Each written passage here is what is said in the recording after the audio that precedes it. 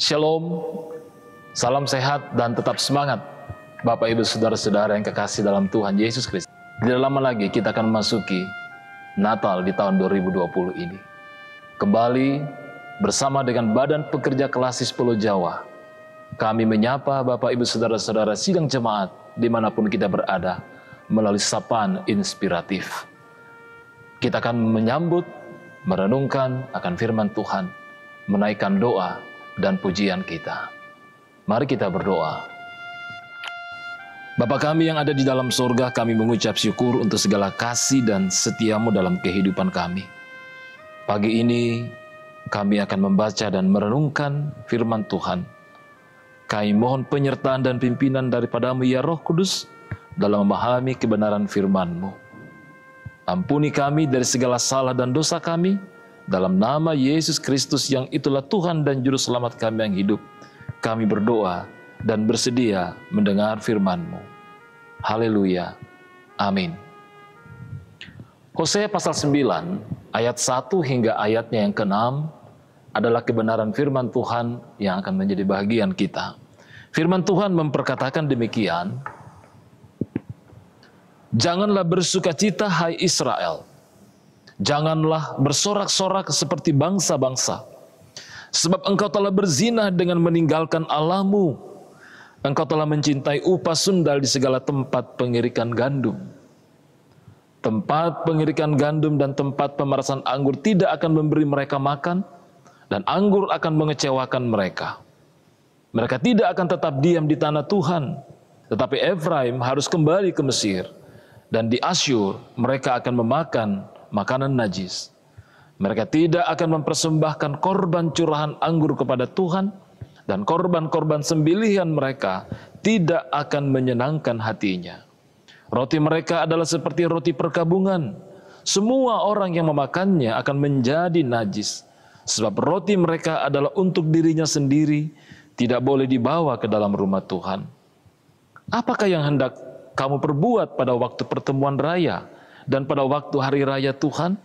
Sebab walaupun mereka mengelakkan diri dari pemusnahan, Mesir akan mengumpulkan mereka, Memphis akan menguburkan mereka, rumput akan menutupi barang-barang perak mereka yang berharga, onak akan tumbuh dalam kemah-kemah mereka." Demikian pembacaan firman Tuhan. Berbahagialah kita yang mendengar, merenungkan dan melakukannya. Amin. Tema kita pagi ini, ritual tanpa spiritualitas. Ritual tanpa spiritualitas. Saudara-saudaraku yang kekasih dalam Tuhan Yesus Kristus, spiritualitas yang digadaikan, itulah yang sering kita lihat atau terjadi dalam kehidupan masyarakat di sekitar kita. Setiap hari kita menyaksikan, bahkan mungkin kita mendengar dan membaca melalui medsos, bahwa orang-orang menggunakan agama untuk kepentingan pribadi, kepentingan kelompok. Mulai dari urusan politik, atau untuk mendapatkan kedudukan atau jabatan. Menghalalkan segala cara untuk mencapai ambisi-ambisi pribadi atau kelompok-kelompok mereka. Nah, saudara-saudara yang kekasih dalam Tuhan Yesus, lalu apakah masih ada nilai spiritualitas dalam perilaku tersebut? Pada pasal 2 ayat 10, kitab Hosea di situ telah menubuatkan bahwa Allah akan menghentikan segala perayaan hari-hari raya keagamaan Israel. Tidak akan ada lagi sukacita dan sorak-sorai perayaan. Nubuat ini tergenapi saat Israel sedang merayakan Hari Pondok Daun. Perayaan itu untuk memperingati perjalanan hidup mereka selama berada di padang gurun.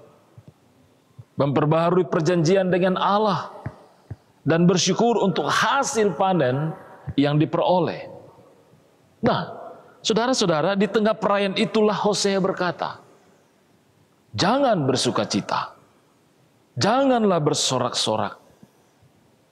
Ada dua alasan Hosea berkata demikian. Pertama, hasil panen itu diperoleh dari ritual sinkretisme. Artinya, mereka tidak pantas bersukacita untuk sesuatu yang tidak berkenan bagi Allah. Yang kedua, mereka akan dibuang ke tanah asing. Saat itu mereka tidak akan dapat merayakan perayaan itu lagi. Ternyata dalam ayat 3-5 pembacaan kita tadi. Sayangnya saudara-saudaraku, Israel tidak mengerti peringatan itu. Mereka malah menuduhnya sebagai seorang pandir dan gila. Ini dialamatkan kepada Hosea. Mereka merasa paling tahu apa yang menyenangkan hati Allah. Padahal mereka hanya menjalankan ritual demi ritual ibadah kosong. Terjebak dalam ritual keagamaan bisa membuat ibadah kita kehilangan makna. Karena kita hanya memusatkan diri pada tata caranya dan bukan esensinya. Kiranya ini tidak terjadi kita jalani, apalagi dalam ibadah atau perayaan Natal kita. Ritual dapat menarik perhatian kita kepada berkat dan bukan kepada Allah. Di sini kita harus hati-hati. Sang sumber berkat. Nah, akhirnya saudara-saudara, ritual meminggirkan Allah dari pusat ibadah itu sendiri.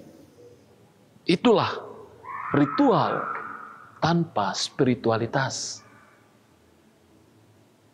Ketika kita hanya menjalani akta-akta ritual, liturgi kita, ibadah kita, tidak ada pemaknaan di dalamnya. Sehingga kecenderungan yang terjadi adalah tanpa kita sadari, Allah digeser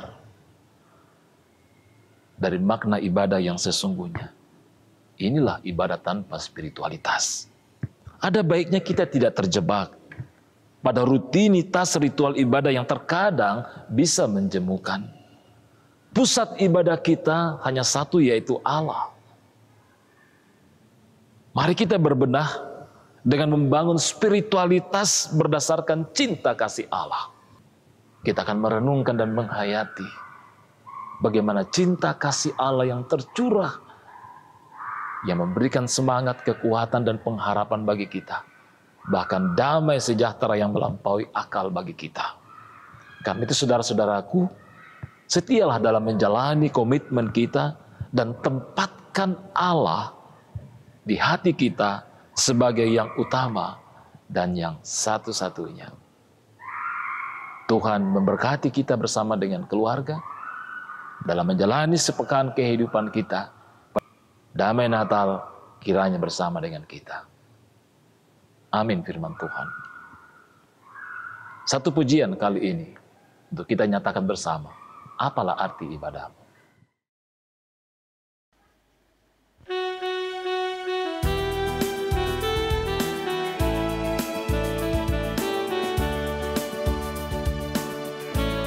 Apalah arti ibadahmu kepada Tuhan, bila tiada rela sujud dan sungguh. Apalah arti ibadahmu kepada Tuhan, bila tiada hati tulus dan syukur. Ibadah sejati jadikanlah persembahan. Ibadah sejati kasihilah sesamamu. Ibadah sejati yang berkenan bagi Tuhan, jujur dan tulus ibadah murni bagi Tuhan.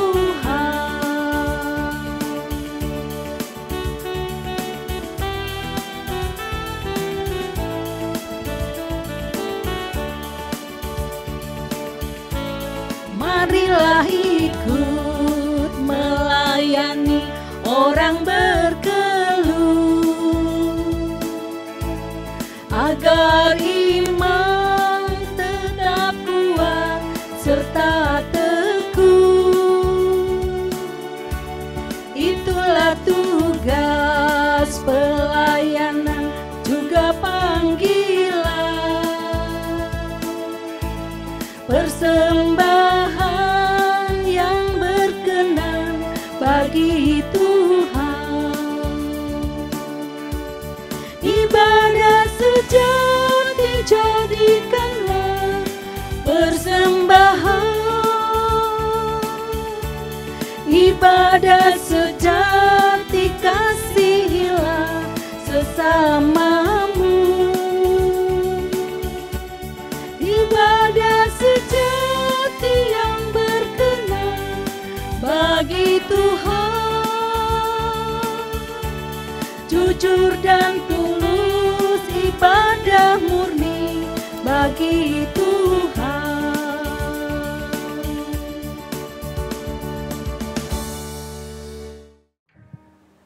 Mari saudara-saudaraku yang kekasih, kita satu dalam doa. Kami mengucap syukur kebenaran firman-Mu telah menjadi bahagian kami. Kekuatan dan tuntunan serta hikmat yang daripada-Mu, kami mohonkan Tuhan. Di dalam menjalani sepekan kehidupan ini, agar kebenaran-kebenaran firman-Mu senantiasa menjadi bahagian kami untuk kemuliaan Tuhan. Kiranya kehidupan kami merupakan sebuah ibadah yang menyatakan spiritualitas yang sungguh di hadapan Tuhan. Menjadikan Tuhan sebagai satu-satunya pokok hidup dan kehidupan kami. Dalam segala aktivitas, pekerjaan dan tanggung jawab kami serahkan ke dalam tangan pengasihan-Mu. Lindungi dan peliharakan kami, anugerahkan hikmat, kekuatan, kesehatan bagi kami ya Tuhan, dalam menjalani kehidupan ini. Bahkan di tengah-tengah pergumulan yang kami alami dalam hidup ini, apakah itu karena persoalan ekonomi, sakit penyakit, dan juga pandemik yang kami hadapi. Berkati kami umat-Mu Tuhan, lindungi dan peliharakan kami. Berkati kehidupan bangsa dan negara kami, berkati pemerintah kami. Berkati Badan Pekerja Kelas 10 Jawa untuk terus menyatakan kesaksian, pelayanan, dan persekutuan di tengah-tengah pelayanan dalam kehidupan jemaat Tuhan di Kelas 10 Jawa. Terpujilah Engkau ya Allah Bapa di sorga, kami menaikkan doa syukur kami, pengharapan dan permohonan kami, di dalam nama Yesus Kristus yang itulah Tuhan dan Juru Selamat kami yang hidup. Haleluya. Amin. Demikian sapaan inspiratif pagi ini. Tuhan memberkati kita dalam menjalani kehidupan sepekan ini sama. Shalom, tetap semangat. Amin.